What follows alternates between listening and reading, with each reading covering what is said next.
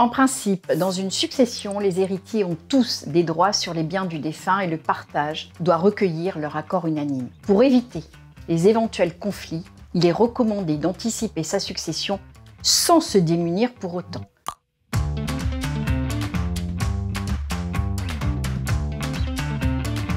Il existe plusieurs mécanismes de transmission de son patrimoine.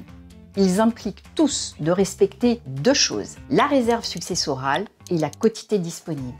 Le principe de réserve successorale interdit, par exemple, de déshériter ses enfants.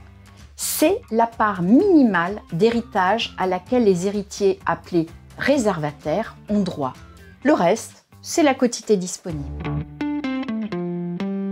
Dans une donation simple, un donateur donne une partie de son patrimoine à un donataire, sans contrepartie. Ce mécanisme permet de favoriser une personne plutôt qu'une autre, ce qui peut être utile pour protéger une personne vulnérable, par exemple. On peut préférer faire une donation-partage. Celle-ci permet à la fois de donner ses biens qu'on évalue au moment de la donation et de partager ses biens entre ses héritiers légaux. Ainsi, on règle à l'avance tout ou partie de sa succession. Au décès, aucune remise en cause ne sera possible et les biens auront déjà été évalués. Le principal intérêt de ce mécanisme est donc de favoriser la paix des familles au moment de la succession. Il existe un troisième type de donation, c'est la donation démembrée. Pour comprendre comment cela fonctionne, il faut d'abord préciser un point. Le droit de propriété se compose de 3 éléments. Le droit d'utiliser le bien, le droit d'en percevoir les revenus et de pouvoir le céder. Le droit d'utiliser le bien et le droit de percevoir les revenus sont désignés sous le terme d'usufruit. Le pouvoir de céder le bien est quant à lui appelé nue propriété. Quand on fait une donation démembrée, on sépare ces 3 éléments. Ainsi, un donateur offre à un donataire la nue propriété tout en conservant l'usufruit. Durant sa vie, le donateur pourra jouir du bien immobilier et en retirer les fruits. À son décès, le donataire récupérera automatiquement l'entière propriété du bien. Transmettre la nue propriété de ses biens de son vivant permet de bénéficier d'avantages intéressants.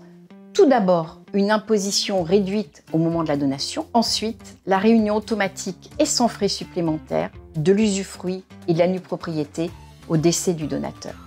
Pour conclure sur les donations, je tiens à préciser 3 points. Premièrement, une donation est un acte irrévocable.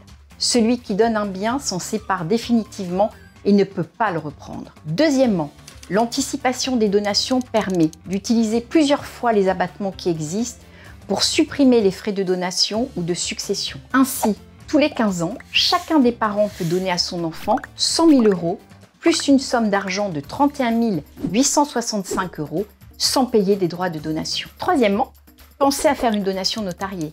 Un notaire rédigera un acte quasiment incontestable et tenant compte de la volonté du donateur et des attentes des autres parties. De plus, le notaire conservera l'acte pour vous. Pour organiser la transmission de son patrimoine, on peut aussi rédiger un testament manuscrit, daté et signé, qu'on peut révoquer ou modifier à tout moment. On peut aussi souscrire un contrat d'assurance vie pour garantir le versement d'une certaine somme d'argent sans paiement de droits de succession en principe. Quel que soit le mode de transmission de votre patrimoine que vous choisirez, allez voir un notaire afin d'éviter les pièges.